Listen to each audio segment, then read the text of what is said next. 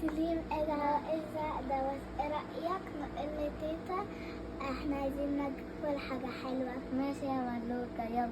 هتشيلها بالسكر زي اللي انت كنت بتعمليها بابا. حاضر يا حبايبي، هقوم اعمل لكم فطيرة بالسكر.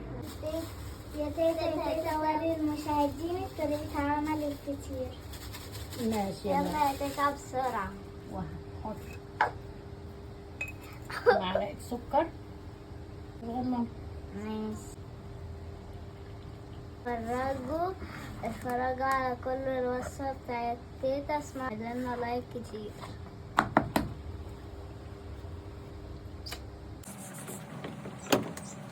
العجينة عاملة ازاي؟ حلو، اتعلموا من تيتا برضه بيعملوها نص ساعة.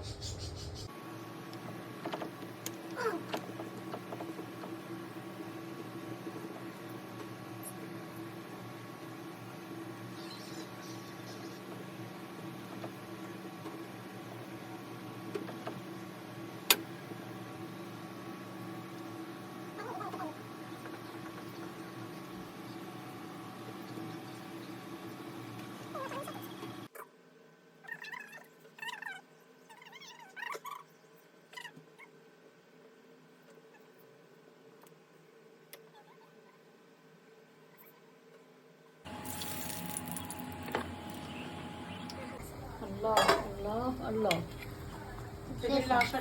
الله يا تيتا الفطيرة شكلها حلو قوي. الله يا تيتا ولا الفطيرة عجينة ولا شكلها خبز ولا حلو. أي حاجة. في الطاسة نفسك تولعي الطاسة وتسخني الشمع.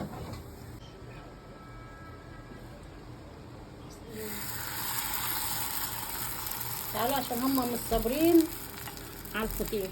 يلا انا هحط لكم كده. لا يا تيتا شكلها حلو، تسلم ايدك. بالهنا والشفا يا روح تيتا. حتة قشطة كده عشان انتوا قشطة. وانت كمان قشطة.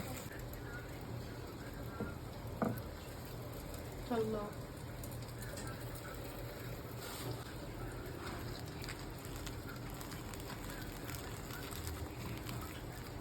ملوكة بس سخنة على ايدك. سلومة. قربي طيب. الله. خدي يا كوكا تعالي.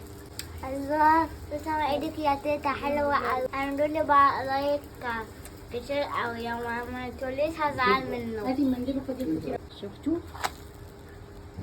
اسرع فطير، حاجة حلوة للولاد الصغننين. ملك وسليم. طعمها حلو قوي.